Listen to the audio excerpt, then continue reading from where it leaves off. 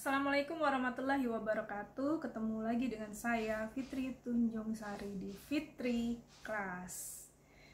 Nah, hari ini Kamis Bisnis saya akan membahas mengenai 5 alasan menjadi konten kreator bisa menjadi salah satu alternatif bisnis kamu.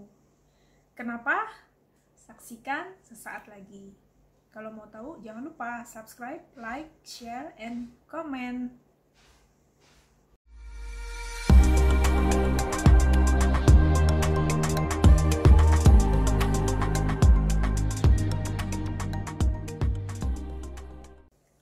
Nah, ketemu lagi kita.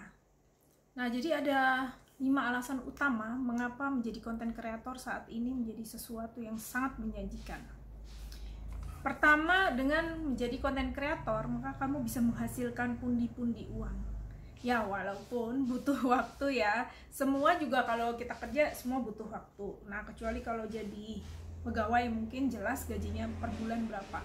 Tetapi konten kreator ini salah satu long term game yang mirip-mirip seperti bisnis yang harus kamu mulai dari awal banget. Dari mulai receh-receh, mungkin bahkan rugi-rugi, ya, dan insya Allah akan berkembang menjadi bisnis yang menguntungkan. Nah, alasan yang kedua, selain bisa jadi uang, ini untuk menyalurkan bakat kamu. Nah, bagi kamu yang punya ide-ide yang tidak tersalurkan, biasanya ini bagi orang-orang yang kreatif, kemudian orang-orang yang nggak bisa duduk diam manis di kantor gitu ya, kayak saya nih ya.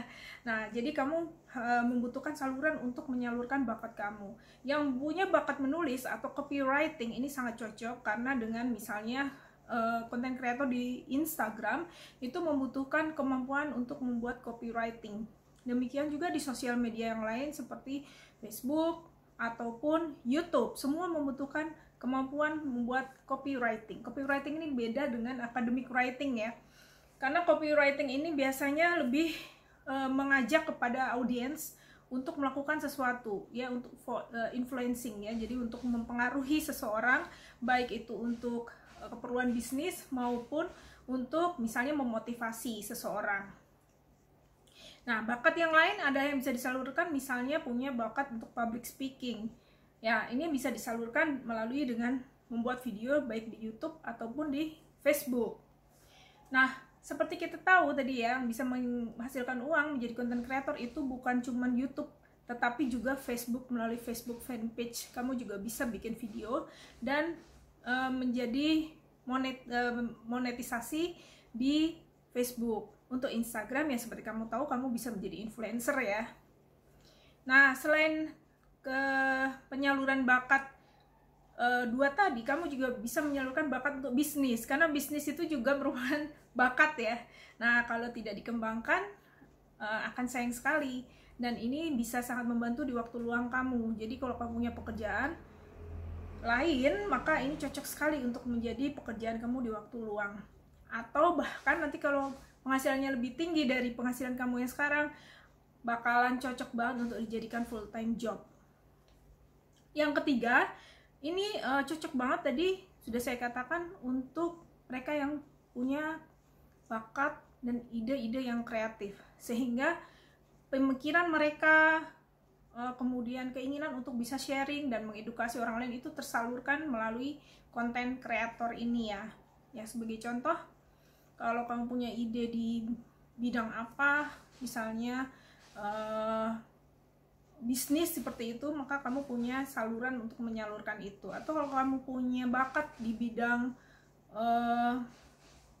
piano, main piano, main gitar, main musik ya, kemudian kamu punya ide lain seperti menciptakan lagu dan sebagainya, kamu bisa menyalurkan pemikiran kamu di konten yang akan kamu buat ini ya.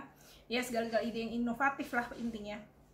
Nah, yang keempat, kamu bisa menyalurkan silaturahim kamu secara online ya, dengan menyapa teman-teman, menyapa audiens. Maka saat ini saat yang paling cocok untuk mengambil media sosial media sebagai silaturahim kamu, ya kan, karena kamu nggak bisa keluar kemana-mana, ya say hi lah dari sosial media ini, sehingga kamu tidak merasa sendirian, terkurung di rumah aja nggak ngapa-ngapain, ya kan, itu sangat berbahaya untuk kesehatan jiwa dan mental kamu. Nah, jadi dengan membuat konten, maka insya Allah silaturahim terjaga dan kita bisa mengembangkan network dan berkenalan dengan banyak orang. Saya sendiri memiliki banyak teman-teman dari YouTube yang saya bangun ini, juga dari Instagram.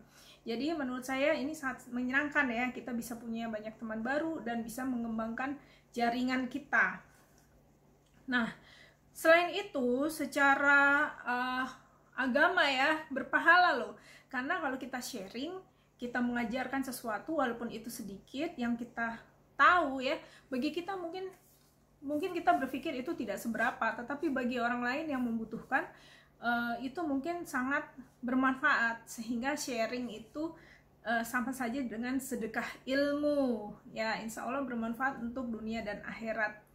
Nah, alasan yang kelima adalah jadi kita tuh bisa tetap produktif, bisa tetap bekerja dari rumah, bisa menyalurkan ide ya, walaupun kita tidak pergi ke kantor ya. Nah, banyak hal-hal yang bisa kita pikirkan dan kita implementasikan dengan cara menjadi konten kreator. Nah, itu jadi 5 alasan untuk menjadi konten kreator. Saya ulang lagi. 1, bisa menjadi penghasilan ya, contohnya dengan sosial media di YouTube, Facebook maupun Instagram.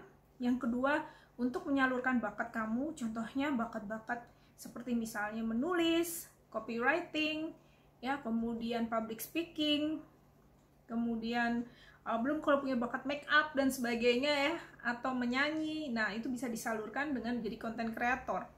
Kemudian yang nomor 3, menjadi ajang untuk penyaluran pemikiran, edukasi, dan sharing ilmu, sehingga sedekah ilmu ya.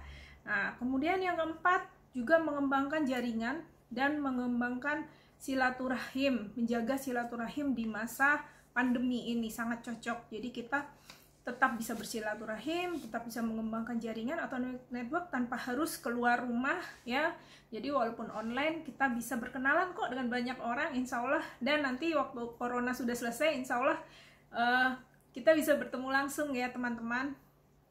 Dan yang kelima adalah tetap produktif. Jadi walaupun di rumah aja, bukan jadi pengangguran loh. Kita tetap punya pekerjaan. Ini pekerjaan loh yang waktunya bisa lebih lama daripada kerja di kantor 9 to 5. Nah, untuk menjadi content creator apa saja sih yang harus dilakukan? Pertama, tentu membuat konsep ya terhadap ide-ide. Nah, anggap kita sudah punya ide, kemudian kita harus mengkonsepkannya dulu kan. Nah, dikonsepkan dalam bentuk tulisan, dalam bentuk sistematika ya. Kemudian yang kedua, kita harus membuat copywriting, yaitu tulisan-tulisan atau kata-kata yang akan ditulis secara permanen atau yang akan divideokan secara permanen. Yang berikutnya adalah filming atau memfilmkan kalau untuk video ya. Nah, kalau untuk Instagram atau bentuknya blog, ya tentu ya kita harus menulisnya dengan benar. Kalau Instagram biasanya dalam bentuk carousel.